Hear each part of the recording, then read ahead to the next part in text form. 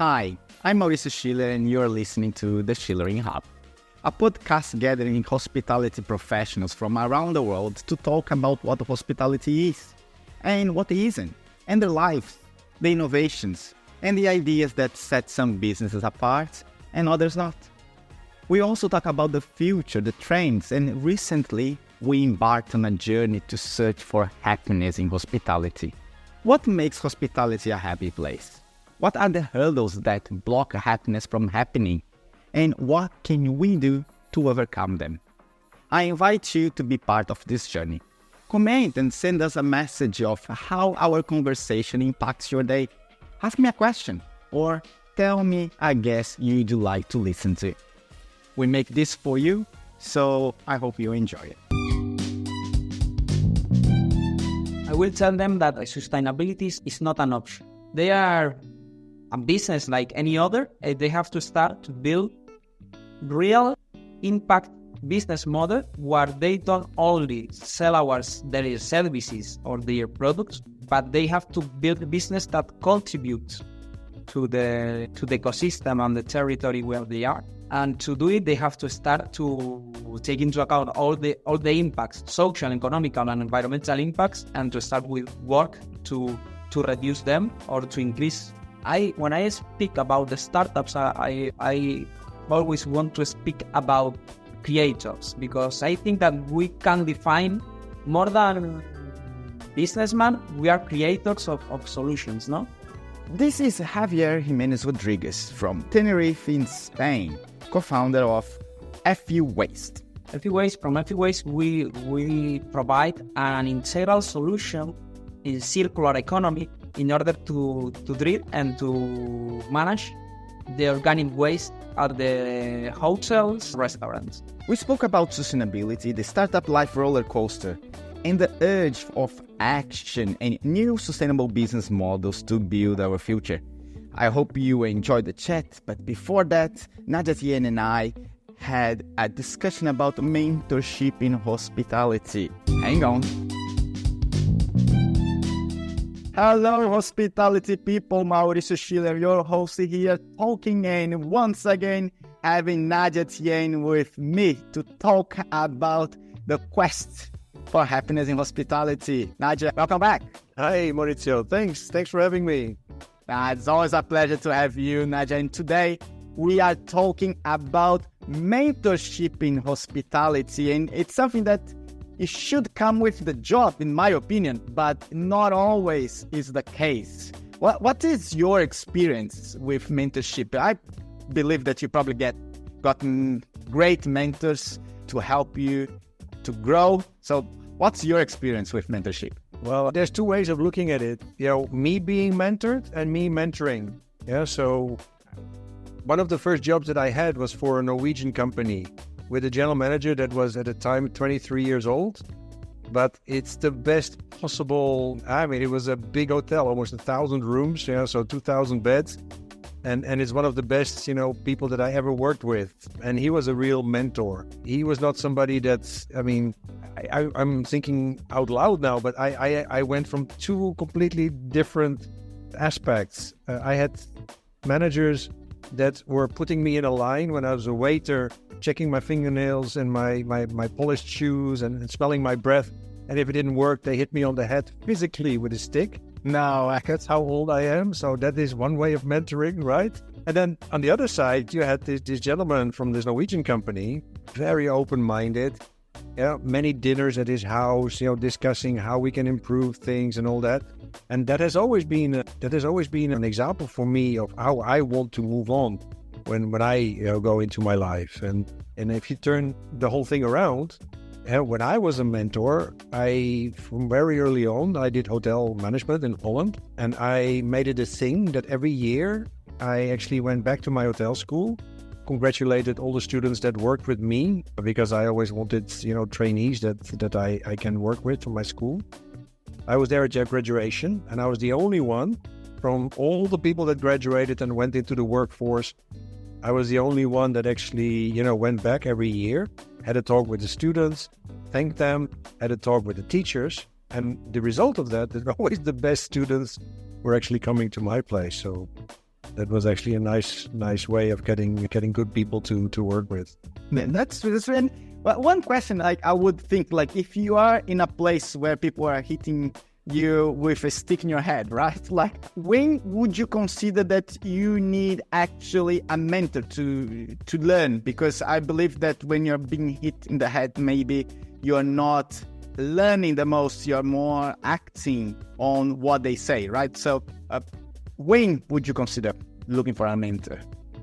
Well, I think you should already start, Mauricio, with a mentor that tells you that this kind of behavior is completely wrong. In those days, it was kind of normal, which shows how old I am.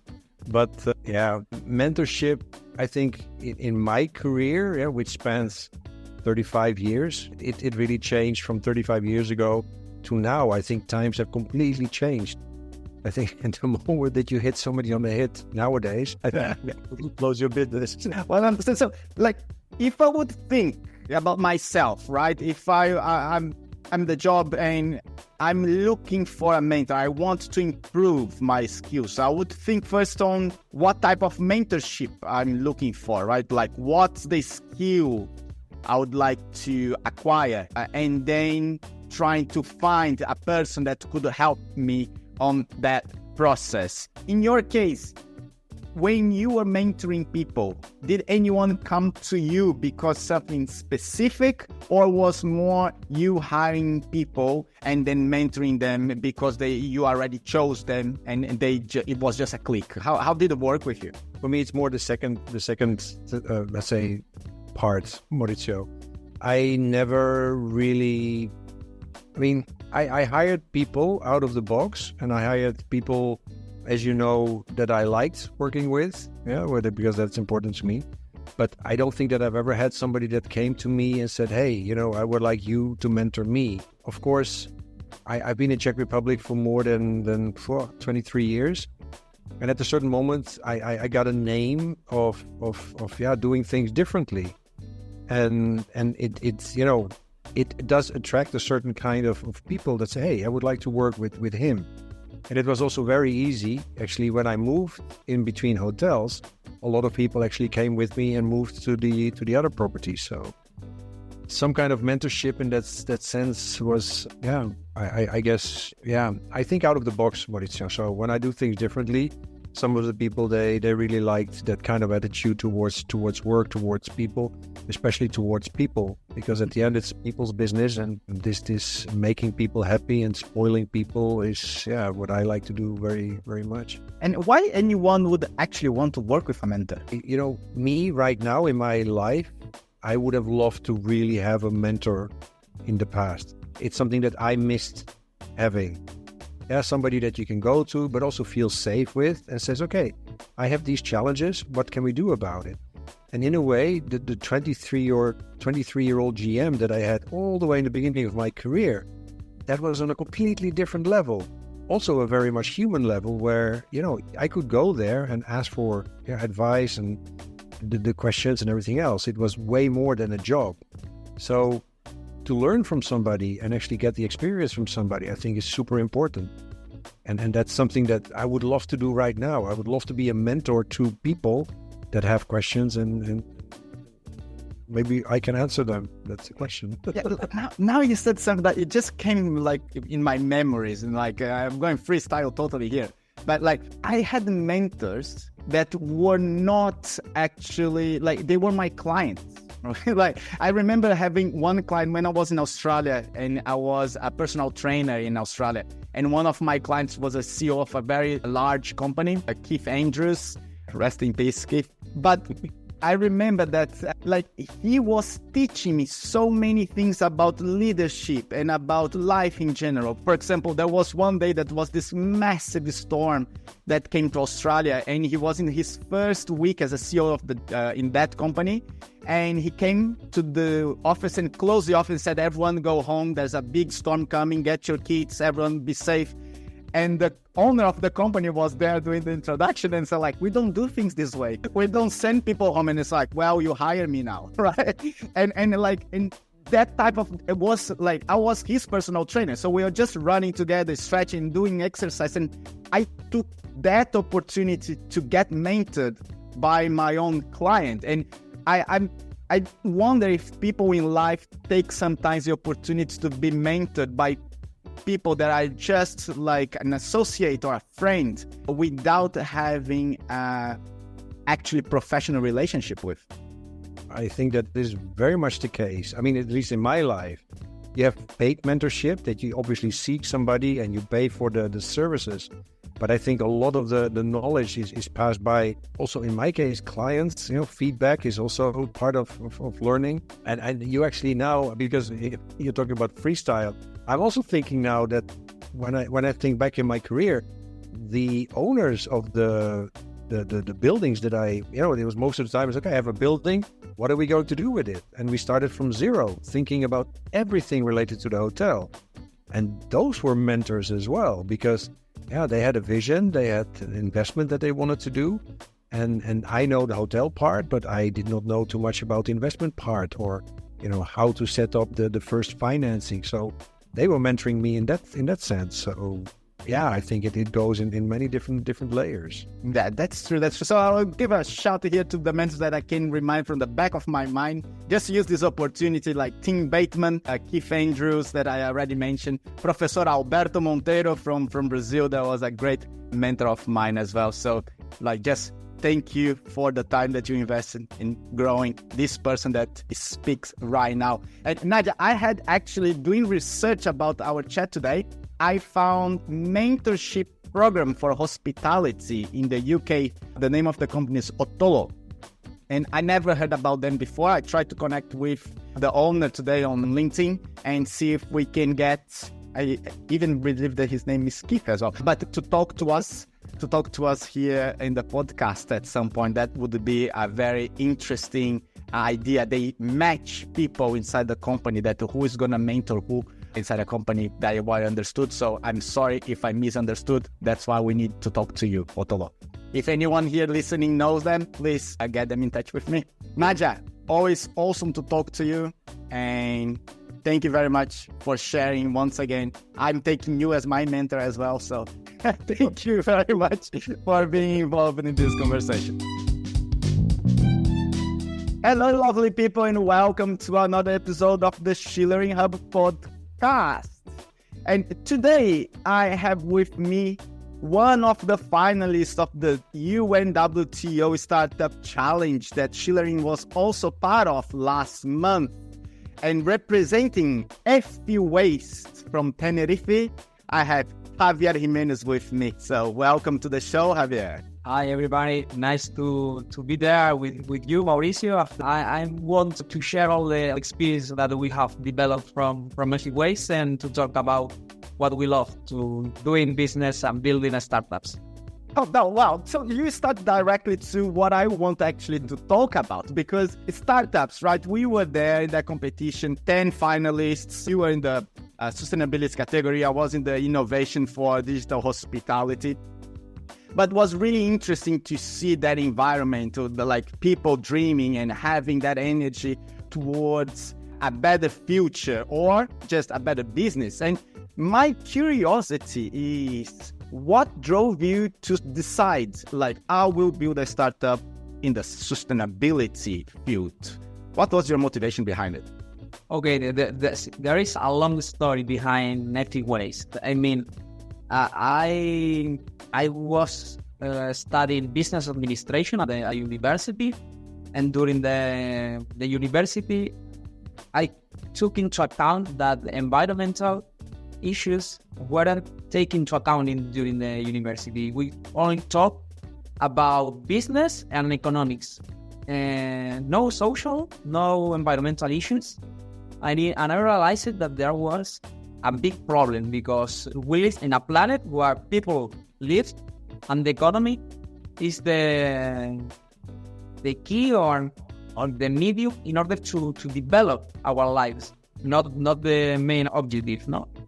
So I studied sustainability master degree in the north of Spain. I'm from the south, from Tenerife, Canary Island. And after that, I started to make a sustainability consultant and work for some venture capitals in order to analyze a startup business model that could help to make easier the ecological transition. After that, I worked for the Young Entrepreneurs Association here in Ireland, and I coordinated a program where we help SMEs companies to implement environmental measures at their business model. During that program, that was the last year, I met two nice businessmen, but also especially two nice people that they were building, or they found it a problem.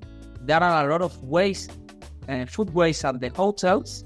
Here in Canary Island, we are one of the biggest tourism regions in Europe. They realized that this problem is not only an environmental problem, but also is economic problem from the hotels. No? From that point, they founded some other business model or some other software or tools that help to identify and to measure how much food waste generate a hotel, but they didn't find a properly solution, a properly software that take it into account not only the economics, but also the sustainability issues, and also a software adapted to the needs of the chef and the kitchen staff. No, at that point they invited me to start to develop this software, this EffiWaste startup, and that's the story. That's okay. And so it was more of a sustainability drive with a strong business mindset behind it, right? Yeah. In fact, I have worked during my whole and short career as a sustainability consultant or rural consultant for projects. I have always worked on innovation projects related with training, with sustainability, and with the territory. So from that point, I tried once to develop a startup when I was working at the venture capital Subi Labs in Valencia, in Spain, and I failed. As every entrepreneur, we didn't achieve the market fit with a product where we wanted to develop training for rural areas, digitalization training for rural areas. And from that point, I wanted to stop to building business. I wanted to break that part. And 6-7 months ago, I started again with this solution, this idea that combines tourism, economic problem, and especially the sustainability issue where I specialize. Well, I saw a sentence today that just said, failure is just the process for success. So it's just a part of learning, isn't it? And success is the result of failing continuously. That's true. And talking about like startups then, so you are in your second one, and what has been the experience of starting companies with a dream behind and putting your energy, things that depend more on you than other people's decision? How has your experience been so far in that environment? When I speak about the startups, I always want to speak about creators, because I think that we can define more than businessmen, we are creators of solutions, no? From that part, for everybody who is listening us, my experience is that when you are building a new business model, an innovative business model, you don't have a pathway. You don't know how to make this, which is the following step. You have to feel, I don't know how to explain it, but it's like a roller coaster where you don't see the next 10 meters. I mean, you are building your own way every day, but I think that is a unique experience. You have to make the marketing, you have to make the strategy, you have to make the accountability, you have to deal with customers, you have to listen so many times, no, I don't like your solution, and I think it's about the soft skills, but especially it's about the mindset. A mindset where you have to know that the most common end is the It's the rejection, right? It hurts, right? It hurts so much when you prepare everything and you're like, put so much passion and they're just like, nah, it doesn't work for me. Yes, it hurts. It hurts. And when we get in like to EffiWaste and you explain how it was born, but where is EffiWaste right now? What's the process of working with EffiWaste? Yes. From EffiWaste, we provide an integral solution in circular economy in order to treat and to manage the organic waste at the hotels, restaurants. How do we do it? We implement a software, our own software called EffiWaste app, where we measure all the food waste that every hotel generates by type of food, the place where the food waste is generated, by the meal where the food waste is generated, and from all that information we can show how much money is wasted, how much CO2 carbon footprint generates all the food waste generated by the hotel, and also other metrics like water footprint, time wasted in the elaboration of food that finally don't come up into the buffet, and so on. With all the food waste generated by the restaurant or the hotel, we install composters, industrial composters that take all the waste and convert into fertilizer in just 1 month.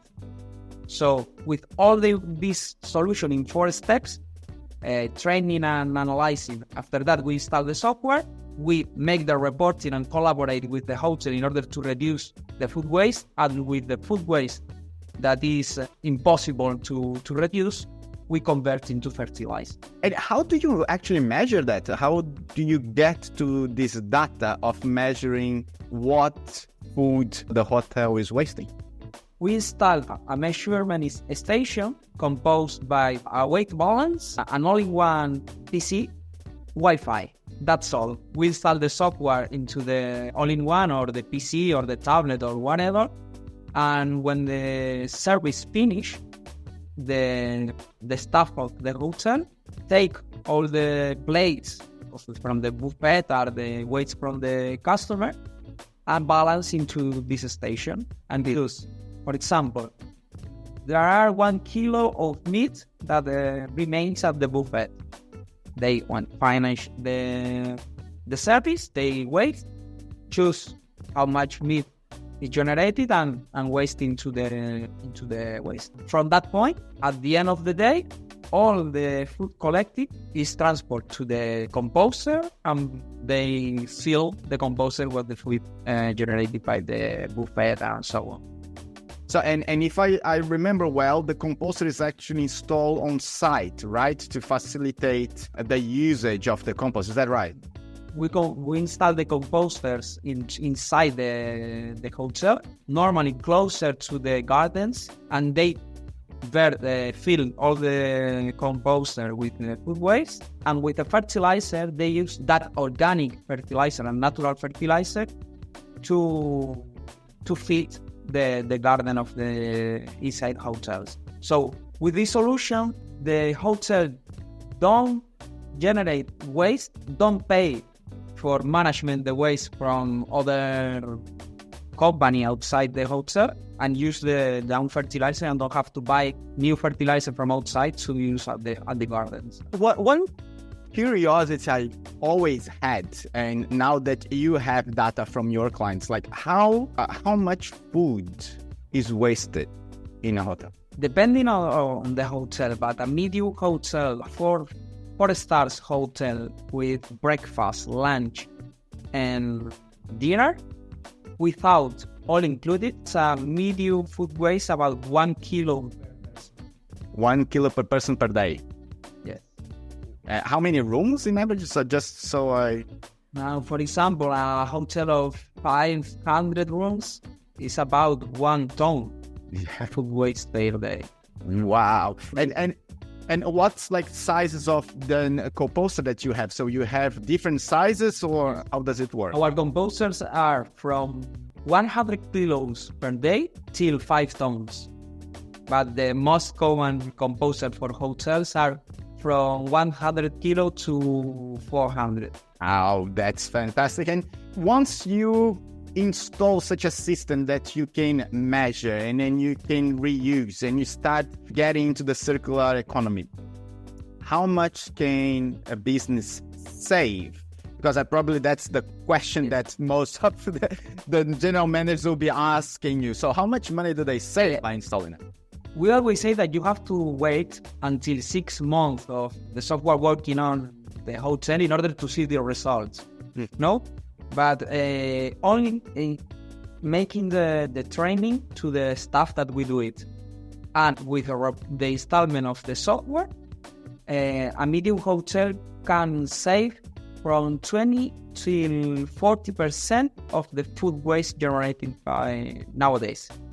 So we can reduce even 40% of the food waste generated nowadays. It's about 40 kilos, no? If you have from 40 kilos till 500 kilos, depending on the size of the hotel, and more or less each kilo of food is about 2 or 3 euros.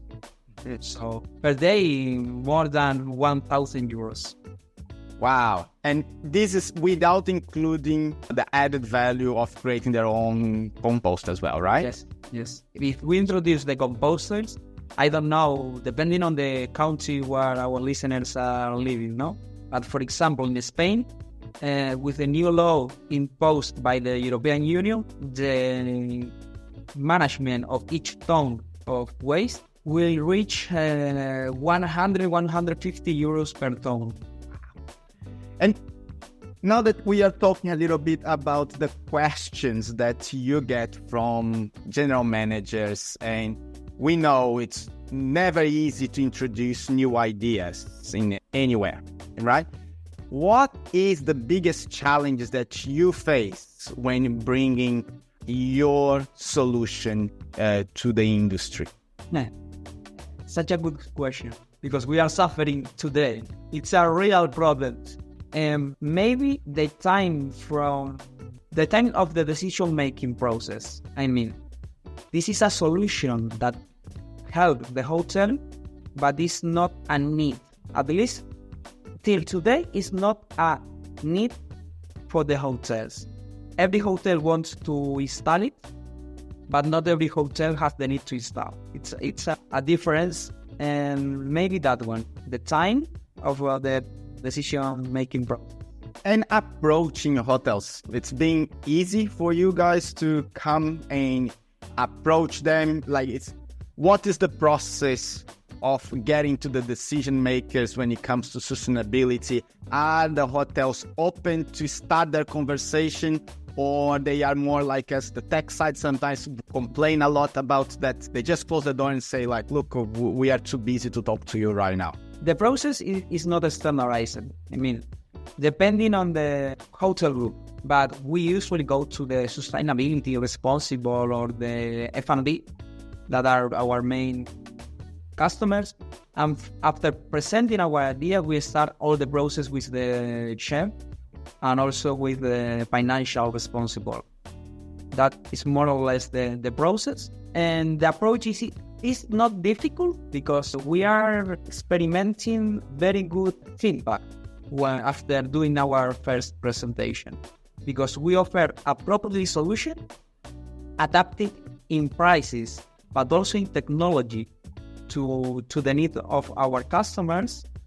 And from that side, even the chef and the kitchen staff likes our solution, because we are not selling high or deep tech solution in order to measure waste.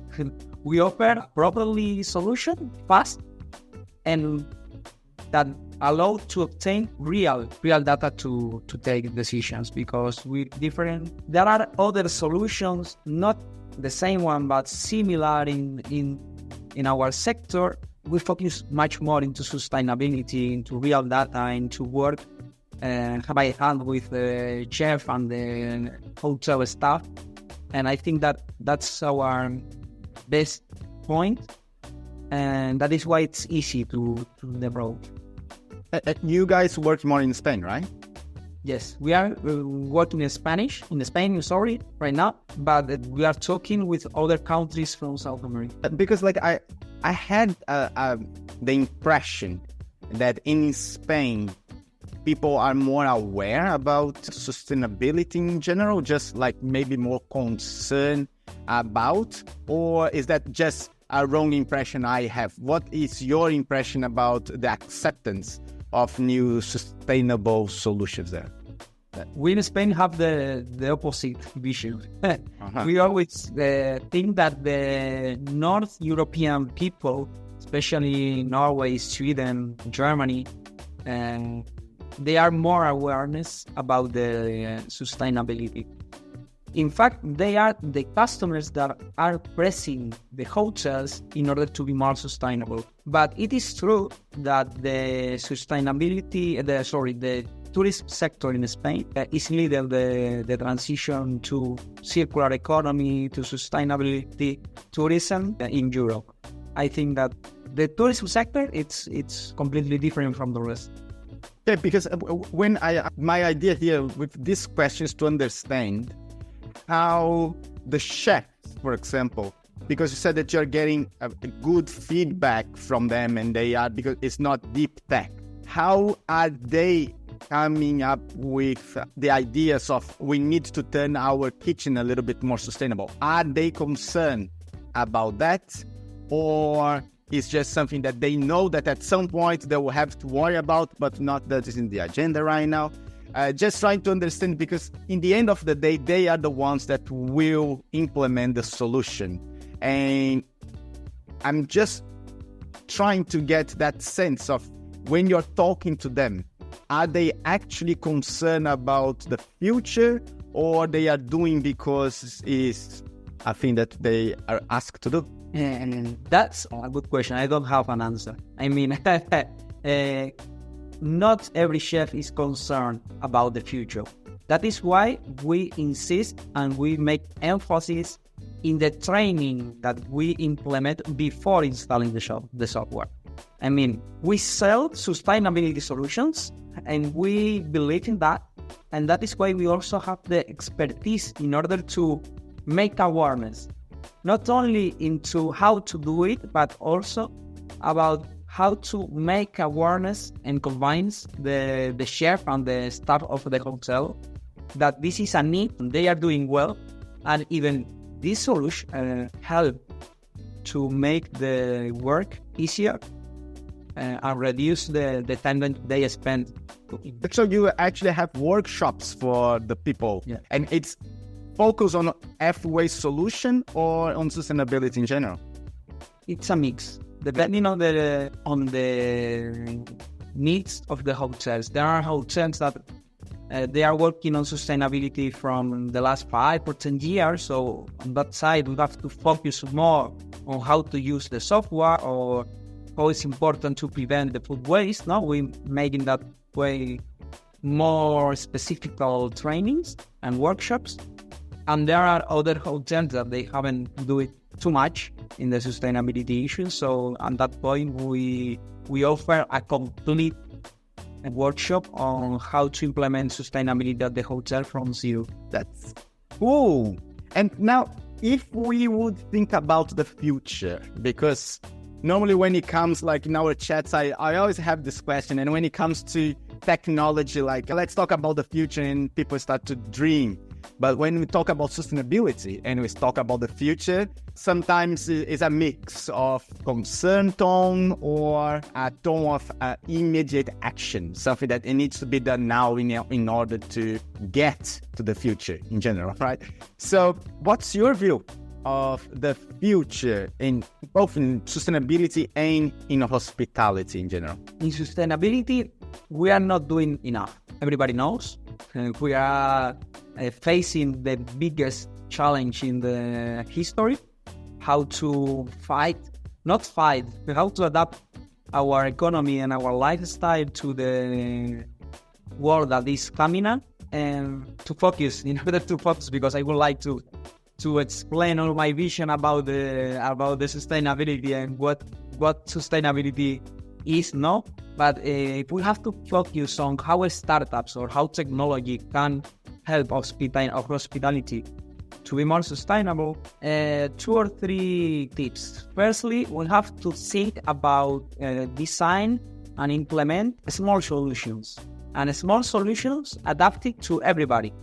I mean, we don't have to think about the following technology based on AA, VR that combines everything and change the world. No, hospitality needs short and small solutions that help to solve real problems. That's the first one. The second one maybe has to be related with the social issues of the hospitality sector. I mean, sustainability is economic, it's environmental issues, but also is social issues. And the workforce of the hospitality needs to be treated a little bit better or with better conditions, because they do a hard and also a neat work. And also hospitality has to be the center of the sustainable development at the destinies. I mean, there are a lot of islands, a lot of coast territories that live from the tourism, and they have to be the drivers of the real change. They don't have to be expecting for the government. They have to be an active factor and to lead the sustainability measures. What do you think about the startup competition? And because I felt a very strong push from the UNWTO on working with sustainability, sustainable solutions, mainly on the social part of how can you involve the islands there to actually grow from what the solutions that the startups bring or the hotels are doing. And what's your opinion on that?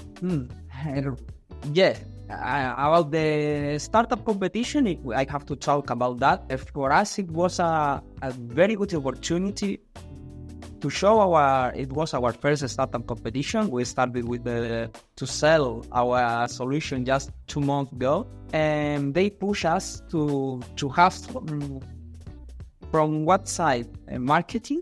It's like soft marketing. There are hotels contacting us after the scene that we were selected by the UNWTO. And obviously the people that we met, I think that experience is always unforgettable. And after that, it is true that every startup competition give more inspirational and more vision about how can we grow than practical issues. And every startup contest is like this. So I think that everybody that is a startup is building a startup has to know the real background of the startup competition. True story. And if you would release like a learning bomb that we call here, something that the hotelier out there or a restaurant owner or manager would take out of them and say like, yeah, that was a very valuable point of information that was worth it, like this whole conversation here, what would you tell them? I will tell them that sustainability is not an option, and they have to build. They are a business like any other. They have to start to build real impact business model where they don't only sell their services or their products, but they have to build a business that contributes to the ecosystem and the territory where they are. And to do it, they have to start to take into account all the impacts, social, economical, and environmental impacts, and to start with work to reduce them or to increase if they are good. That's a very good piece of advice. Yeah, that's a very good piece of advice. It's just like when we think about like 10 years ago, right? When you would say that, wow, if you're going to build a business, you need to think mobile first, right? That you need to talk to your customers from the phone and be available on an app or whatever it was. And we were thinking about the future of communication, right? And now we need to include in our planning, in our business model, the impact that we're going to have in the environment, because there is no return on that. We need to adapt to it, and we need to actually deliver something that will be sustainable, that will work in the new economy that we'll build. In time where the resources, in a scarcity of resources, so they have to learn how to manage properly. That's all. That's awesome. Javier, that was awesome chat with you. Where can our listeners get in touch with you, learn more about EffiWaste, get your workshop? If you want to know us, you have to go to Google, being Ecosia. I recommend Ecosia, of course, and write EffiWaste.com or .is, and go to our LinkedIn also. And if you want to know much about me, you have to go to LinkedIn, Javier Jimenez Rodriguez, and that's all. Javier, it was a pleasure to talk to you. Thank you very much for lending your time. And I wish you all the best of luck in the future. And I hope that we're going to catch up sometime in the future again. Thank you so much. And thanks for giving this value about the Schulering Hub. Entrepreneurs and creators, we have to be in touch and to build a strong community. We need it. That's the way. That's the way. We build things together. Thanks, Javier. It was a pleasure. Schulering. Ciao.